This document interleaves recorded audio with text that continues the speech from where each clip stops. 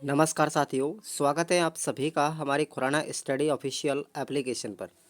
दोस्तों, आप सभी के लिए ये जो क्लासें चलाई जा रही हैं, ये क्लासें हमारी बिल्कुल अनवरत रहेंगी, बिल्कुल लास्ट एग्ज़ाम तक। जब आपका लास्ट पेपर होगा तब तक ये रेगुलर चलती रहेंगी। साथ ही साथ आपको हमारे वीडियो के डिस्क्रिप्शन बॉक्स में टेलीग्राम का लिंक भी दिया गया है, वहाँ पर आप लोग ज्वाइन कीजिए। डिस्क्रिप्शन बॉक्स में लिंक है टेलीग्राम का। उसके साथ साथ मैं आपको 20 मॉडल पेपर लेके आया हूँ हमारे एप्लीकेशन पर। उस कोर्स को आप लोग ज्वाइन करेंगे। बहुत चुनिंदा महत्वपूर्ण प्रश्न है जो हमारे एग्ज़ाम में डायरेक्टली देखने को मिलेंगे, साथ ही साथ वो उनके आंसर भी मैंने साथ में लिखे हैं। तो उस कोर्स को आप लोग ज्वाइन कर सकते हो अगर आपको अच्छा लगे तो आज के इस यूनिट में हम बात करेंगे यूनिट नंबर 2। ये हमारा सेकंड पेपर है, शिक्षा के उद्देश्य, ज्ञान और पाठ्यचर्या। तो उसकी ये सेकंड यूनिट है सेकंड पेपर की, जिसका नाम है विविध परंपराओं में शिक्षा की अवधारणा। विविध परंपराओं का मतलब हुआ कि जैसे जैन धर्म के अंदर कौन कौन सी शिक्षा प्रणाली थी, बौद्ध धर्म में कैसी शिक्षा प्रणाली थी, वैदिक काल में कैसी शिक्षा प्रणाली थी। साथ ही साथ हम कुछ प्राचीन यूनानी परंपराओं की भी बात करेंगे, जैसे सुकरात का शिक्षा दर्शन है, प्लूटो का शिक्षा दर्शन है और अरस्तु का शिक्षा दर्शन। इन तीनों के बारे में बात करेंगे। आइए तो इस यूनिट से कौन कौन से इंपॉर्टेंट प्रश्न आपको पढ़ के जाना है। एक बार 20 से 30 मिनट आप लोग इस क्लास का रिवीजन करेंगे तसल्ली के साथ में, और पूरा एक बार अच्छे से पढ़ के जाएंगे। पहला प्रश्न आप लोगों का यही आता है कि भारतीय शिक्षा का अर्थ, स्वरूप एवं लक्ष्य के मूल आधार क्या है। तो याद रखना, वेद होते हैं। वेद हमारे 4 हैं, ठीक है, ये आपको याद रखना है। और आगे हम बात करते हैं। अगला क्वेश्चन है आपका कि निम्नलिखित में से कौन सा वेद संगीत प्रधान है। तो भाई जो हमारे 4 वेद हैं, सामवेद, यजुर्वेद, अथर्ववेद और ऋग्वेद, इनमें प्रत्येक वेद के अंदर किस किस चीज़ का उल्लेख किया गया है, इसको भी आप लोग याद रखना। अगर बात करें सामवेद की, तो सामवेद के अंतर्गत संगीत की बात की गई है। ये संगीत प्रधान वेद है, ठीक है। आगे बात करते हैं कि भाई ऐसा कौन सा वेद है जो अन्य 3 वेदों के नाम, रूप और भाषा के साथ साथ वस्तु विषय में असमानता यानी भिन्नता रखता है। तो बहुत इंपॉर्टेंट क्वेश्चन है, अगर वेदों से प्रश्न पूछा जाएगा तो ये वाला इंपॉर्टेंट बनेगा। तो वो है हमारा अथर्ववेद। कौन सा है? अथर्ववेद। अगला क्वेश्चन है कि निम्नलिखित में से किसे ज्ञान कांड की संज्ञा दी है। मोस्ट लगाइए इसको, ज्ञान कांड की संज्ञा दी गई है उपनिषदों को, ठीक है। किसको दी गई है? उपनिषदों को ज्ञान कांड कहते हैं भाई, ठीक है ना। अगला क्वेश्चन है आपका कि वैदिक परंपरा में ज्ञानार्जन की प्रक्रिया का प्रारंभिक सोपान क्या था।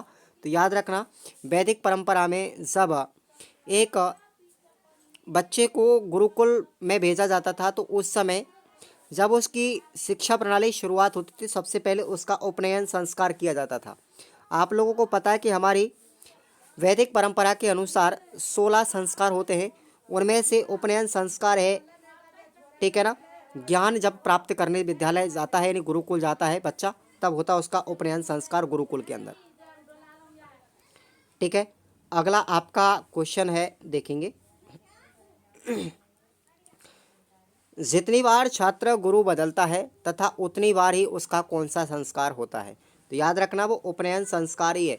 हर गुरुकुल के अंदर हर बच्चे की जब एडमिशन होता है यानी एंट्री होती है ना, तो उसको बोलते हैं हम उपनयन संस्कार। क्लियर भाई। नेक्स्ट क्वेश्चन आप लोगों के लिए देखेंगे। किस परंपरा में गुरुकुल, संघ, परिषद, मठ और आश्रम शिक्षा के केंद्र थे। तो वो थी हमारी वैदिक परंपरा। क्लियर भाई। और बौद्ध की बात करें तो बौद्ध शिक्षा का उद्देश्य प्राप्त करना, ठीक है। बौद्ध जो धर्म था उसमें शिक्षा का उद्देश्य क्या होता था? निर्वाण। निर्वाण का मतलब होता है मोक्ष। वैसे रियलिटी में हम निर्वाण बोलते हैं।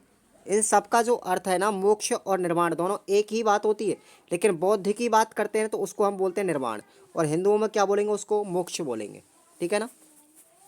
तो आपका राइट आंसर, बौद्ध शिक्षा की बात करेंगे तो आपका हो जाएगा राइट आंसर निर्वाण, ठीक है। और हिंदू प्रणाली में उसको बोलते हैं हम मोक्ष बोला जाता है हिंदुओं के अनुसार भाई, ठीक है। आप लोग इतना तो जानते होंगे। आप लोग जब शमशान घाट में गए होंगे तो शमशान घाट के अंदर जो है ना, उसको लिखा होता है कि मोक्ष धाम।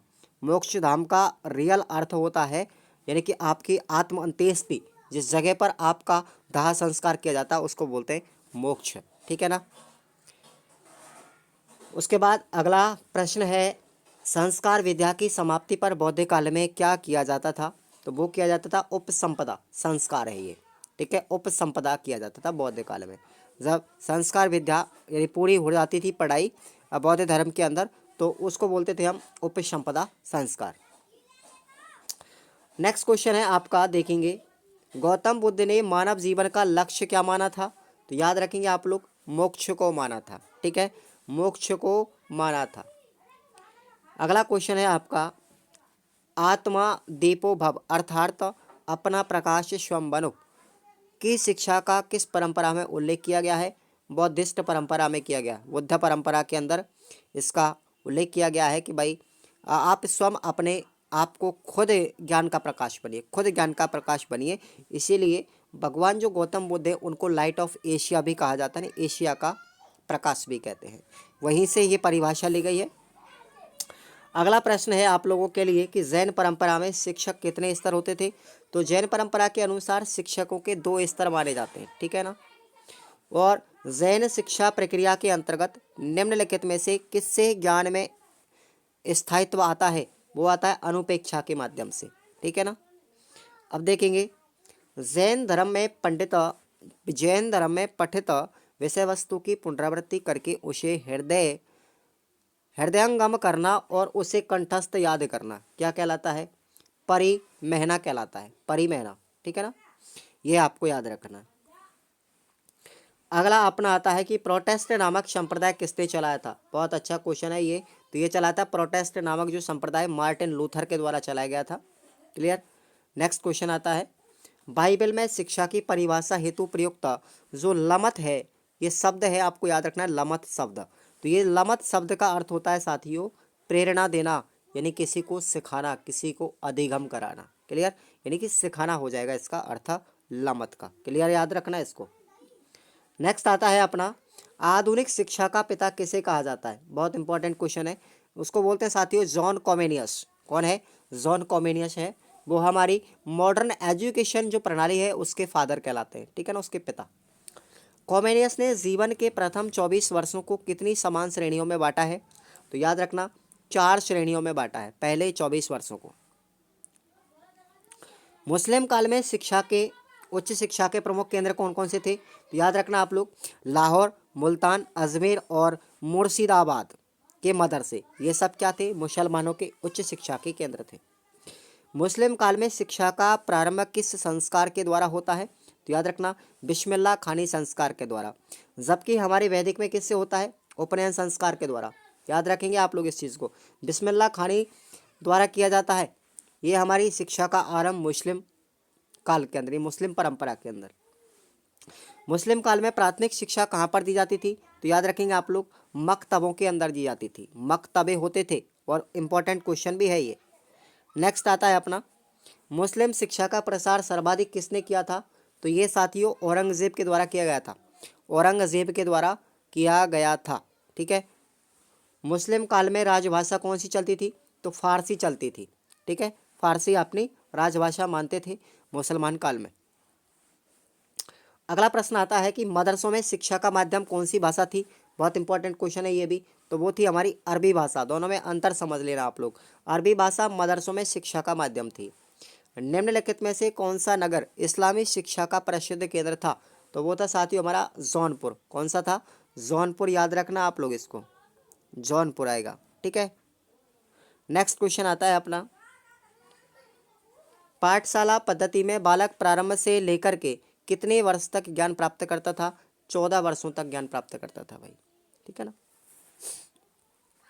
नेक्स्ट क्वेश्चन आता है अपना, इस्लामी उच्च शिक्षा की अवधि कब से कब तक मानी जाती है? 10 वर्ष से लेकर के 12 वर्ष तक मानी जाती है, ठीक है। नेक्स्ट क्वेश्चन आपको याद रखना है ये वाला, ये परिभाषा आपको याद रखनी है कि मुस्लिम शिक्षा ने जाति के बंधनों को तोड़ने में सहायता दी और भारत की सांस्कृतिक एकता की अभिवृद्धि की। ये स्टेटमेंट किसका है? ज़रा आप लोगों को याद रखना है। ऑप्शन हो जाएगा आपका डॉक्टर F.E.K. के द्वारा, ठीक है ना, डॉक्टर F.E.K. का ये कथन है, आपको याद रखना है। अगला क्वेश्चन है कि अल गजाली ने सूफी साधना को इस्लामी मत अनुसार कितने भागों में डिवाइड किया है? 4 भागों में डिवाइड किया है भाई। ये आप लोग जानते हो शिक्षण विधियों का प्रश्न है कि सामान्य से विशिष्ट की ओर, ठीक है ना। ये शिक्षा पद्धति जो प्राप्त की जाती है वो होती है निगमनात्मक विधि, ठीक है ना। और विशिष्ट से सामान्य की बात करेंगे तो वो होती है हमारी आगमनात्मक विधि। क्लियर। सुकरात ने किसको शिक्षा प्राप्ति का मूल स्रोत माना है? अनुभव को माना है भाई। राइट आंसर होगा अनुभव। सुकरात की ऐसी कौन सी शिक्षण विधि है जिसका आज भी उपयोग किया जाता है? वो है हमारी प्रश्नोत्तर विधि। क्लियर। नेक्स्ट क्वेश्चन आता है अपना, केवल ज्ञान व्यक्ति ही उचित कार्य कर सकता है, यानी ज्ञानी व्यक्ति ही उचित कार्य कर सकता है। ये कथन किसका है? ये कथन हमारा सुकरात का है भाई। ठीक है।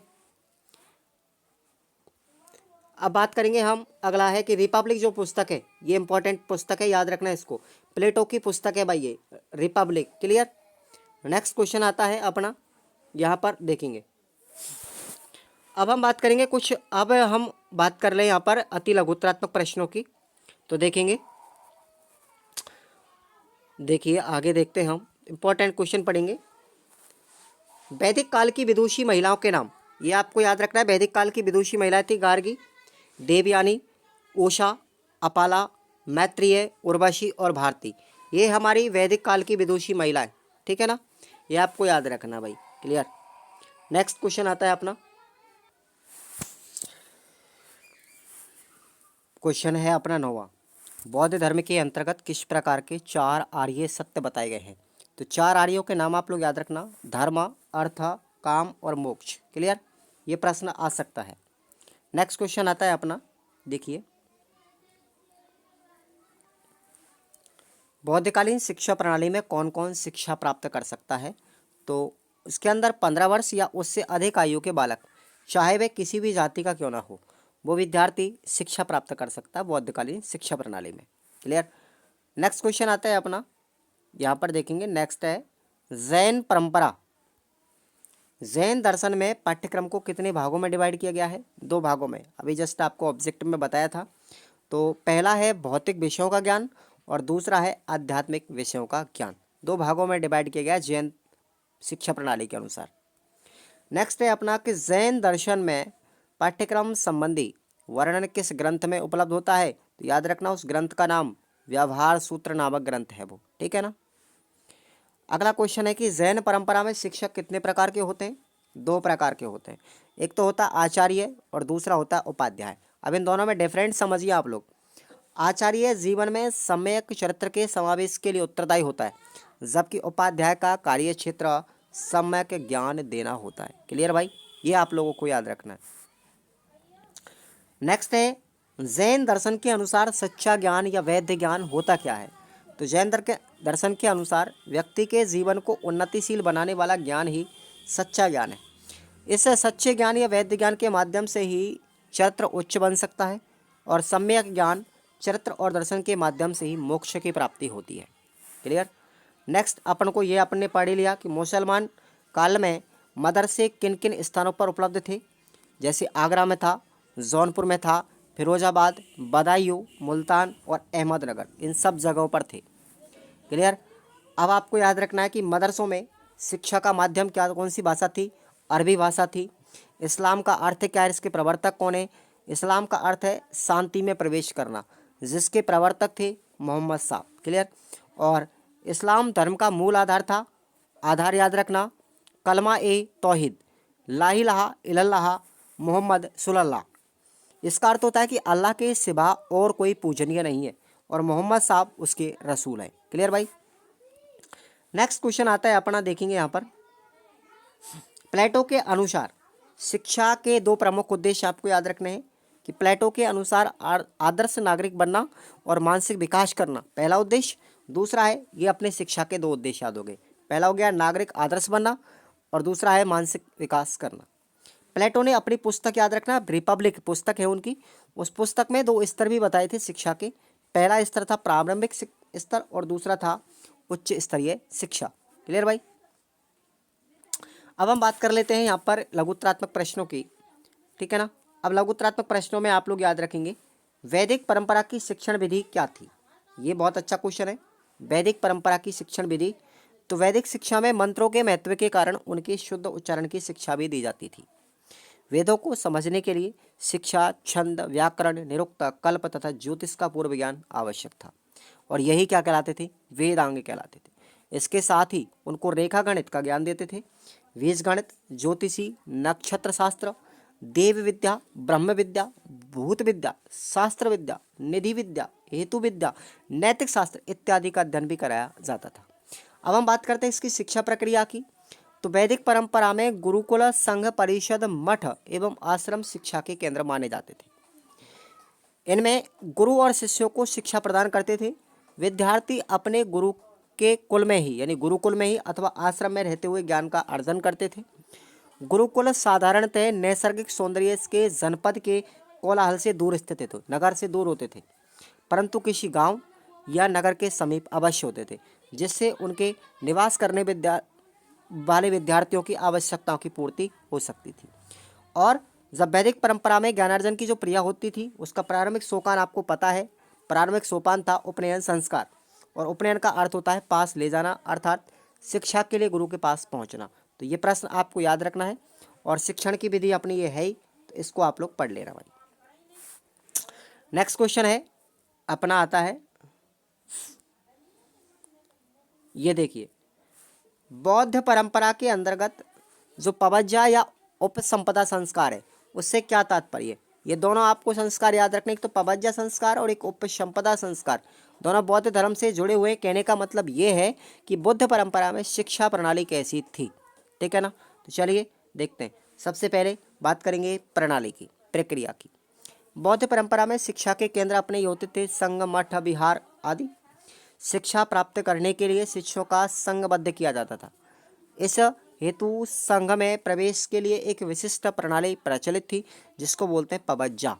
याद रखना, इतना पूछा जाएगा आपसे, पवज्जा किस धर्म से संबंधित है? तो बौद्ध धर्म से।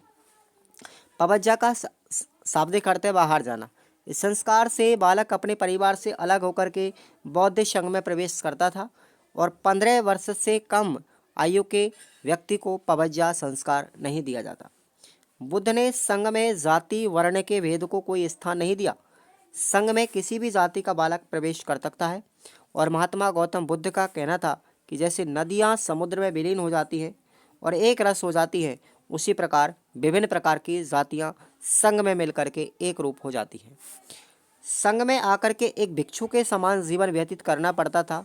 छात्र अपने सिर के बाल मुंडवार तथा पीले वस्त्र धारण करता था और मठ के सभी जो भिक्षु थे वो सामने अपना माथा टेकते थे भिक्षु के सामने और पालती मार करके बैठ जाते थे और हाथ जोड़ करके शरण त्रयी की प्रतिज्ञा करनी पड़ती थी। तो ये है अपनी प्रणाली।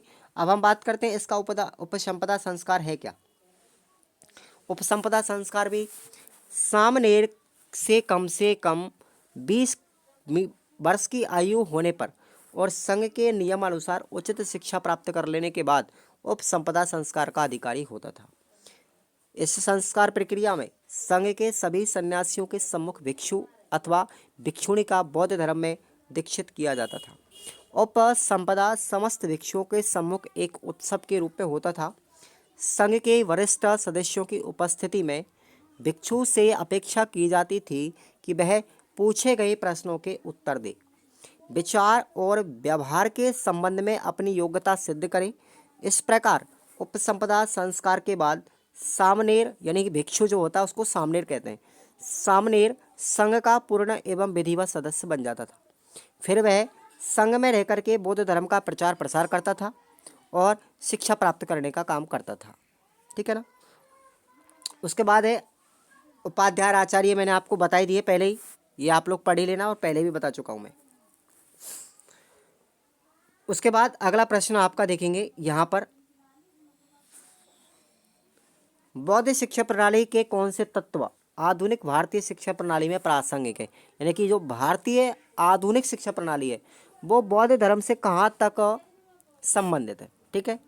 तो याद रखना, बुद्ध एक व्यवहारवादी दार्शनिक होने के नाते उसकी शिक्षा का उद्देश्य मानव मात्र को दुखों से मुक्ति का मार्ग बताना था और उसके जीवन को सुखी और उन्नत बनाना था, जिसके लिए उसने तर्क, अनुभव और बुद्धि जैसे वस्तुनिष्ठ ज्ञान प्राप्ति के साधनों पर बल दिया। इसके साथ ही उन्होंने अपने उपदेशों में निरंतर नीति, सदाचार पर बल दिया। प्रज्ञा, शील, करुणा, मैत्री इत्यादि नैतिक आदर्शों को उन्होंने सदाचार का केंद्र माना और वह आज भी अनुकरणीय है। यही कारण है कि आज भी बौद्ध धर्म की शिक्षा पद्धति अत्यंत प्रभाव उत्पादक है। और ऐसे महत्वपूर्ण तत्व मैं आपको बता रहा हूँ। देखिए, बौद्ध परंपरा में जिस प्रकार की शिक्षा का कार्य बालक के संपूर्ण व्यक्तित्व पर पड़ता था, जैसे मानसिक, शारीरिक, सामाजिक, संवेदनात्मक, उसी प्रकार से वर्तमान की शिक्षा प्रणाली भी बच्चे के व्यक्तित्व का समुचित निर्माण करती है।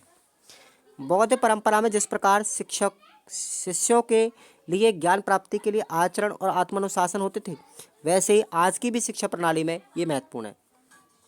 बौद्ध काल में जिस तरीके से केंद्रीय मूल्य दिखाई देते थे, आज भी उतने ही प्रासंगिक है, जैसे चरित्र की सादगी, ज्ञान के प्रति निष्ठा, अनुशासन आदि ऐसे मूल्य कहे जा सकते हैं। तो ये प्रासंगिक है। नेक्स्ट क्वेश्चन आता है अपना, देखिए, जैन परंपरा के अनुसार स्वाध्याय की कौन कौन सी पद्धतियां हैं, ये आप लोग इंपॉर्टेंट लगा लेंगे। अब उन पद्धतियों के मैं आपको नाम बता रहा हूँ।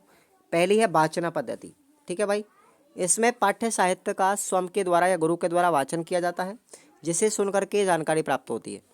ऐसा करने से पढ़ने वाले में अध्ययन या स्वाध्याय की अच्छी आदतों का विकास होता है। दूसरा है प्रश्न, प्रश्न करना या पूछना इसका अर्थ होता है। इससे अध्ययन करने वाले छात्र अपने अध्यापक से प्रश्न पूछता है, जहाँ पर भी स्पष्टीकरण प्राप्त करना चाहता है वह प्रश्न पूछ लेता है।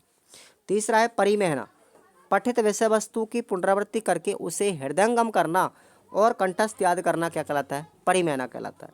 और चौथी विधि है अनुप्रेक्षा, यानी पठित विषय वस्तु का बार बार चिंतन करते हुए उसका मनन करना क्या कहलाता है, अनुप्रेक्षा कहलाता है। इससे ज्ञान कैसा हो जाएगा, स्थायी हो जाता है। ठीक है भाई, अब बात करेंगे ईसाई परंपरा में शिक्षा के उद्देश्य क्या है, तो ये प्रश्न आप लोग लगा लेंगे। ठीक है, अब देखिए उद्देश्य पढ़ेंगे आप लोग। पहला उद्देश्य है इसका, यीशु चाहते थे कि लोग परमेश्वर को जानें और उसके साथ प्रेम के संबंध बंध जाएं। केवल परमेश्वर के साथ ही नहीं, परंतु यीशु की शिक्षा का उद्देश्य मनुष्य को एक दूसरे के साथ जोड़ना उनका उद्देश्य था। यीशु की शिक्षा का उद्देश्य मनुष्य में उत्तम नैतिक मूल्यों का विकास करना, ये भी उद्देश्य था। और साथ ही साथ दूसरों को स्वयं की सेवा के लिए तैयार करना, जो उन्हें अपने दुख के जीवन में की हो या जो अपने खुद के जीवन में जो दुख झेले उनकी सेवा करना और उनका उदाहरण प्रस्तुत करना, ये उद्देश्य थे भाई मुसलमान शिक्षा के। उसके बाद आपको याद रखना है, ईसाई जो शिक्षा प्रणाली है, ये भारतीय शिक्षा प्रणाली जो वर्तमान में चल रही है, आधुनिक शिक्षा प्रणाली, इसमें क्या क्या योगदान दे सकती है। ठीक है, तो ये प्रश्न बहुत इंपॉर्टेंट है, आपका याद रखना। ठीक है ना। और एक प्रश्न अपना ये है, जॉन कॉमेनियस कौन थे, उन्होंने जीवन को कितनी श्रेणियों में विभक्त किया है, अर्थात आपसे पूछा जाएगा कि कॉमेनियस ने किन पाठशालाओं का उल्लेख किया है। ठीक है ना, तो ये प्रश्न इंपॉर्टेंट भी था और जो आपको याद करना है। नेक्स्ट क्वेश्चन पर आते हैं हम, देखिए प्लेटो के अनुसार शिक्षा के उद्देश्यों की व्याख्या कीजिए। तो ठीक है ना, ये आपको प्लेटो के हैं और प्लेटो को आप याद रखना, उद्देश्य क्या क्या थे, एक आदर्श नागरिक तैयार करना, ऐसी शिक्षा प्रणाली दिया व्यक्ति के लिए कि उनकी समस्त अच्छाइयों को खत्म कर दिया जाए और उसे आदर्श नागरिक बनाया जाए। व्यक्ति का मानसिक विकास करना, नैतिकता का विकास करना और सामाजिकता का विकास करना व्यक्ति में, ये सब उनके उद्देश्य थे भाई। और आध्यात्मिकता का विकास करना, ये प्रश्न आपको याद रखना है। ठीक है ना, फिर बाद में और आपको प्रश्न याद नहीं करने इनमें से, फिर आपने आते हैं निबंधात्मक प्रश्न। बात रहती है निबंधात्मक प्रश्नों की, वो मैंने आपको 20 मॉडल पेपरों में जो इंपॉर्टेंट प्रश्न आपके आएंगे इस यूनिट से, वो मैंने आपको बता दिए। वैसे बहुत लंबी प्रश्न पेपर है ये, लेकिन फिर भी आपको शॉर्ट में पढ़ना है और वही प्रश्न आपके एग्ज़ाम में आ जाएंगे। मैं कह रहा हूँ इस चीज़ को आज भी विश्वास कर लीजिए मेरा, मैं आपको 85% से ऊपर बनवाने की गारंटी देता हूँ। आपने अगर इन क्लासों को पढ़ लिया तो आपकी 85+ आराम से बनेगी, जिस तरीके से पहले विद्यार्थी बना चुके हैं। ठीक है ना, तो आप लोग कोर्स को ज्वाइन कर लीजिए और टेलीग्राम को भी ज्वाइन कर लीजिए। धन्यवाद।